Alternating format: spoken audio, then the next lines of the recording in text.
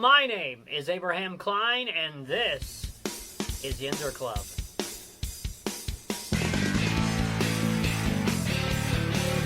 All right, hello, Yinzers. My name is Abraham Klein. My guest at this time right now is a gentleman by the name of Andrew Lazarchik, and he is the owner of a very unique business out of Latrobe, Pennsylvania, called Wildcat Championship. Is it still Wildcat Championship belts? It's Wildcat Championship belts, and we're in Latrobe, Abram. Oh, sorry, Latrobe, sorry. All right, yeah, okay. Anyway, so how are you doing today? I'm doing great. How about you? Yeah, I'm doing pretty good. Good. So, yeah, you have this, as I mentioned, very unique business. And so tell us a little bit about, well, first of all, yourself. You're from Latrobe, Pennsylvania. That's right. Have you been there your whole life, or did you move Born there? and raised. Yep. I lived, born in Latrobe Hospital, grew up right above the hospital, and now I live downtown. Okay, so you're definitely a homeboy there. That's yeah. right. Yeah. Mm-hmm. So tell us a little about your life growing up there. What was it like for you? Well, it was good. I grew up, like I said, right in the city, and my dad, he owned Strickler's Drugstore right in downtown Latrobe, where the first banana split was invented. Spent a lot of time there. Grew up in a neighborhood with not too many kids. Everybody was, my brother, I have two older brothers, and most of the kids in the neighborhood were their age. They're about 10 and 5 years older than me. So when it was just me, it was me and my buddy Michael Hill, who now teaches at Derry High School. And we were pretty much the only two kids in the neighborhood, so we were together all the time. And he and his brother are actually the two that got me interested in wrestling. Back in '84, we were both about 9 years old, was when Hulk Hogan really hit the scene and became champion, and wrestling really took off. And we were all into it big time. Yeah, okay. Is that about the time you started getting interested in, like, making up belts and stuff like that? Well, no, I can, it's funny because I can specifically tell you when I became, what they call, what, as you would know in the wrestling business, a belt mark. Right. In wrestling business, when you're a fan, another word for it is a mark. So if you're a wrestling mark, you're a wrestling fan. Right. So belt mark, whenever I really got into belts, was specifically February 5th, 1998 was when the rematch between Hulk Hogan and Andre the Giant that was on NBC's main event. That was when what was known as the Winged Eagle belt debuted. That was the WWF title belt that was in existence between 88 and 98. So Hulk Hogan had it, Macho Man, Bret Hart, Undertaker, all the big names. But when that belt debuted on TV, it was just like, boom, I couldn't believe this new belt. And, back then it's just, we videotaped it, VHS taped it off the TV. So quality wasn't that great, but we kept playing it and rewinding it and trying to pause it. If you remember when you pause the VHS video, it's like, yeah, right. Don't really get a good shot. So it was probably a good 2 months before they ever posted it or put a picture of it, like in the WWE magazine, like that, so you could really get a good look at it. But still, you had a good idea of like what this looked like. So it really just intrigued me, and I started trying to draw it on paper and the best I could, and draw it better and better. And at the same time, my aunt was the VP down at Commercial National Bank. Well, it's Commercial Bank and Trust now in downtown Latrobe, Westmoreland County. But she used to bring me home, if you remember the old dot matrix printers that had the paper like on the roll, what I mean? Yeah.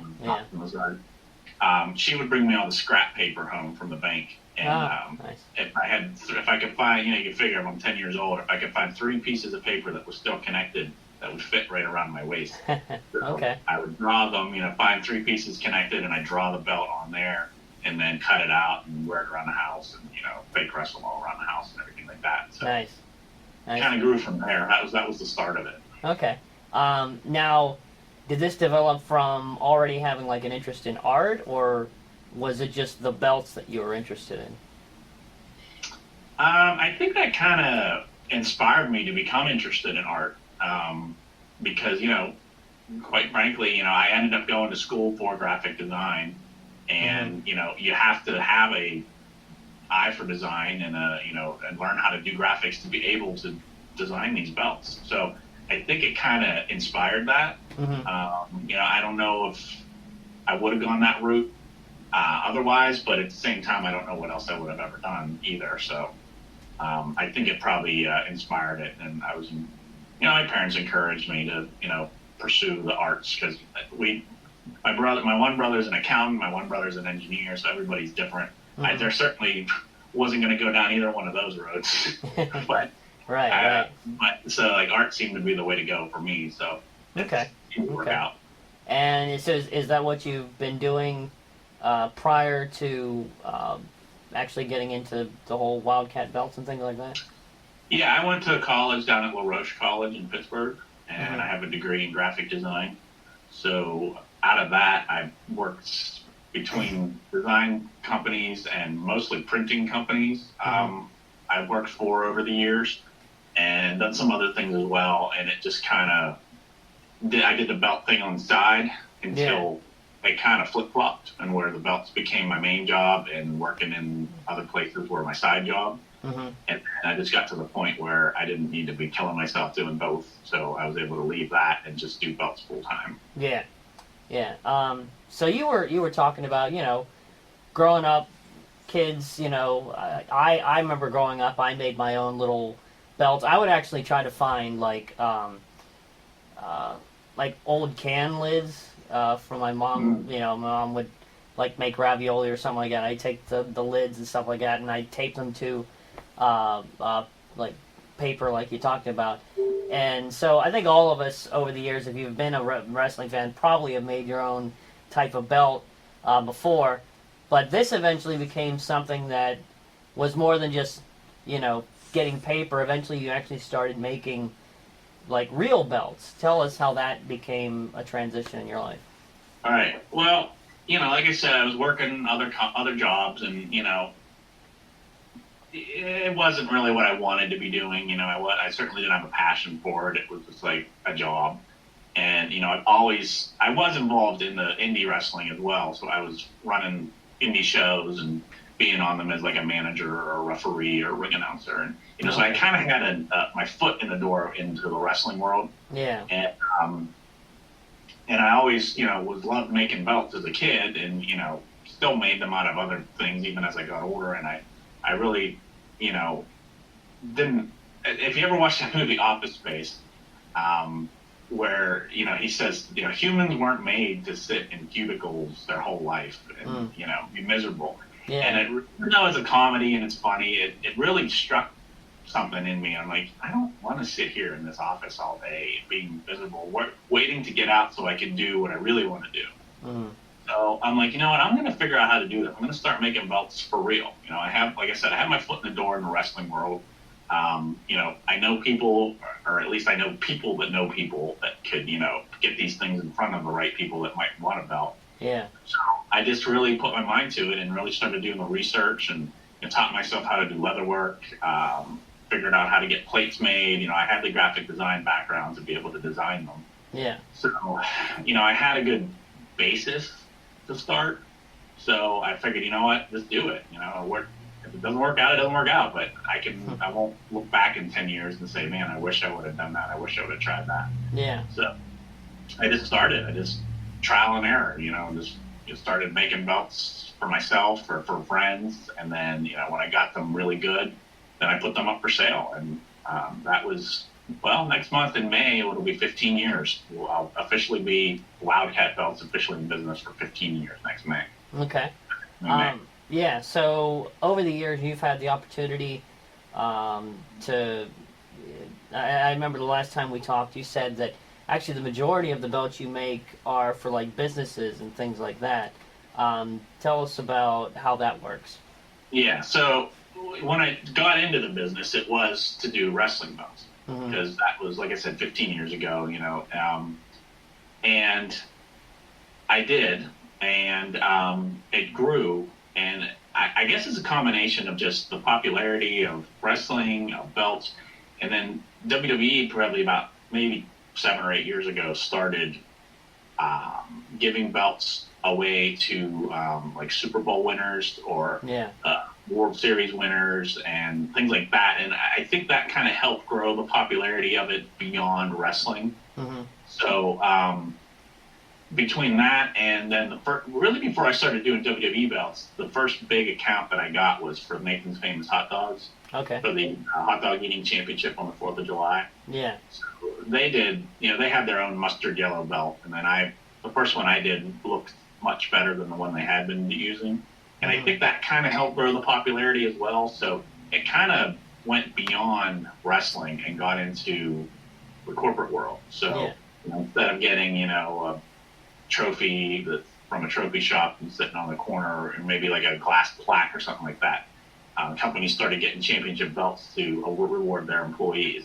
Okay. So I kind of saw that as a niche. I mean, belts in general are a niche, but that's even more of a niche. Yeah. So I kind of started pursuing that more, and that's really grown tremendously to the majority of my work is corporate awards. Okay.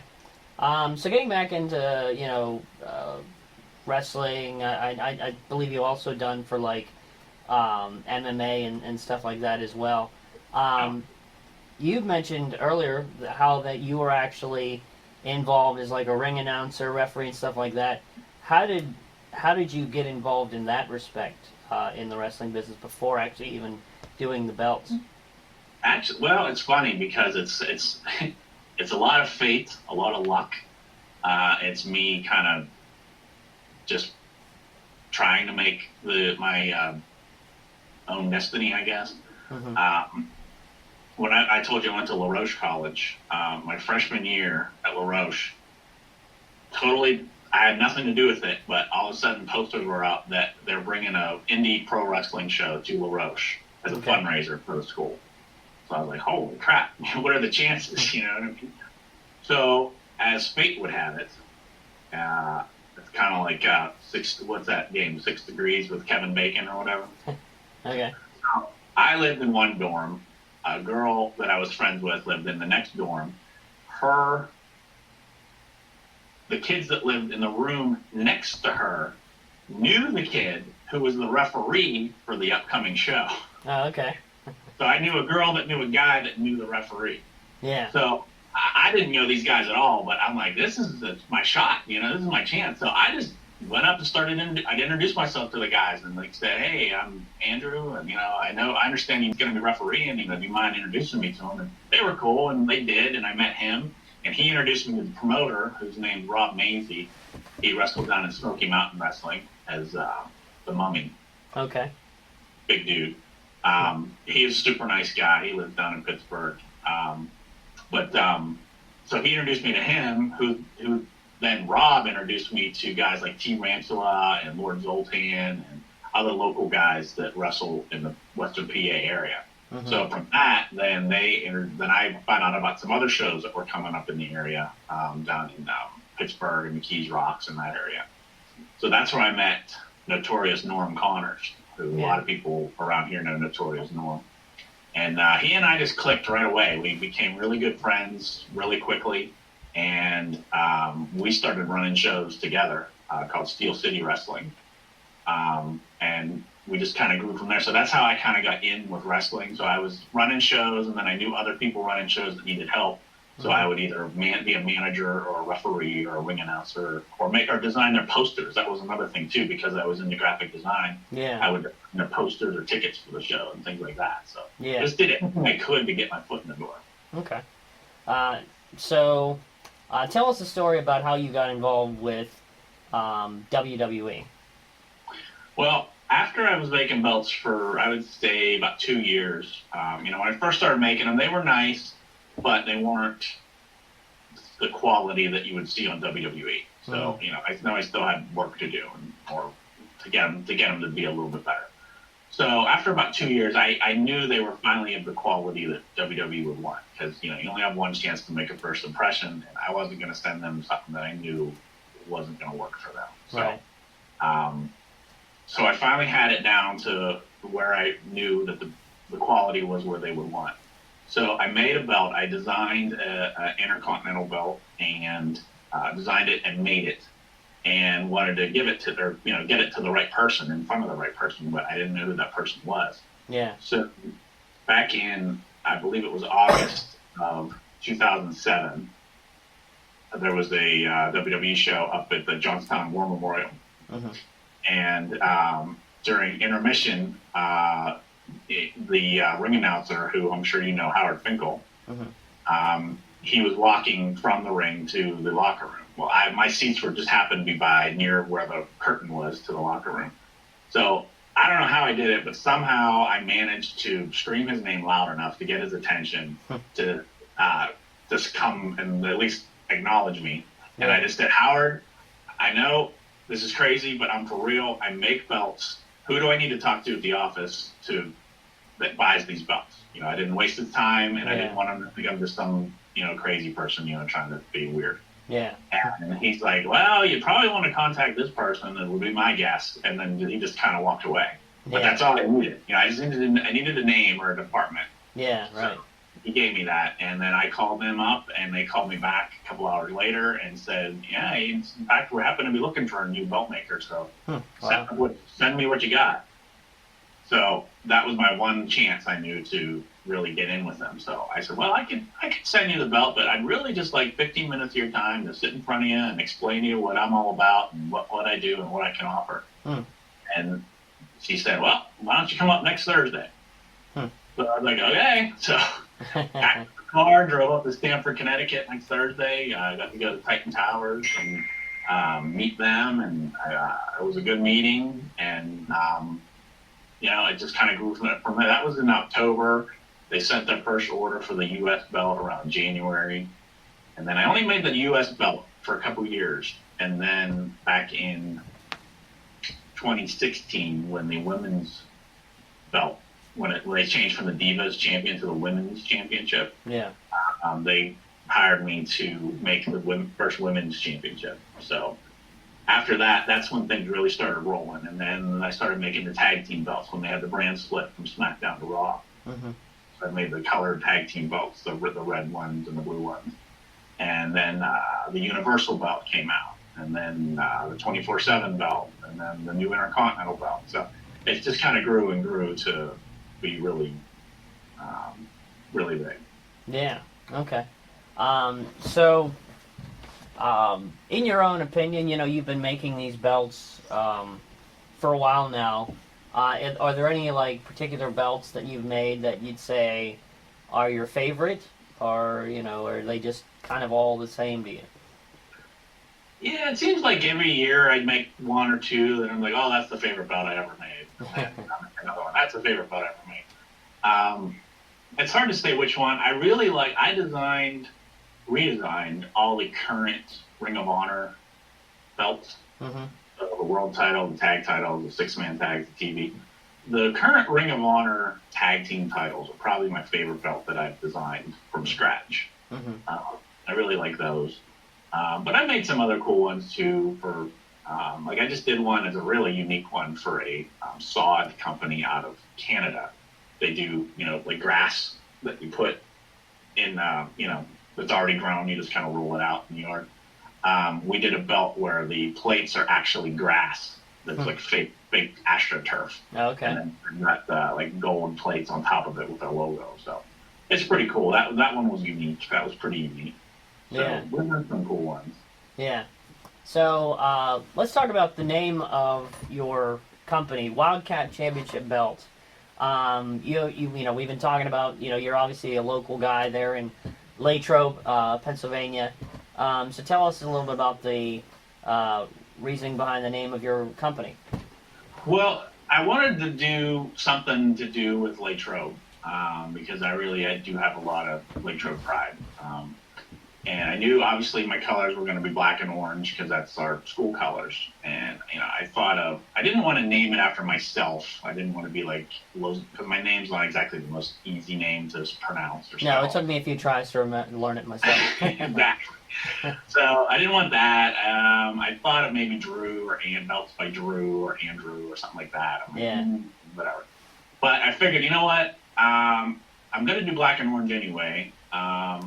I'd love to tell people I'm from Latrobe, and our school mascot was the Latrobe Wildcats. Okay. Yeah. Latrobe Wildcats. Yeah. So I was like, that sounds good. Wildcat. That's pretty, that hits you right in the face. Wildcat championship belt. So that's where it came from. I'm named after my high school alma mater mascot. Okay. That's cool. Funny thing, I never played a sport ever, so it's like I never really was a football player or a baseball player. I was just a Wildcat because I went there. But yeah, right. Hey, they're all Wildcats if you went there, right? Yeah, right. If you went there, you're a Wildcat, right? Right. Let's talk about like as you go on. You've obviously achieved quite a bit of success doing this. I mean, be able to do you mentioned about the hot dog eating contest. That's pretty big. The WWE, that's pretty big. I guess that'd be about as big as you can get in the championship belts world. As you go on, you have like any other particular goals that you would like to achieve in the business? Do you have other plans, or what's the future for Andrew Lazarchik? Well, I mean, doing this full time was the goal for years, and I'm doing that now, so that's pretty cool. So it's funny you ask that, because it's like, okay, well, I did that, now what? So I guess that's a good question. I don't know that I have a specific goal in mind of what the next thing is, but I want to constantly be offering something different or something more for clients. Whether that be better quality, or I don't know about a different product. I mean, belts are what they are. I don't know if we'll grow away from that, but maybe just different ways of making them, different options. So that's a good question. I can't say that there's one specific thing, but I'm in a pretty good. So in closing, if people would like to learn more about what you do, if they'd like to maybe order a championship belt for who knows what's the best way they can do that? Well, you can find me online. It's www.wildcatbelts.com. It's WILDCATBELTS.com. And you can find me on Instagram and Facebook at Wildcat Belts.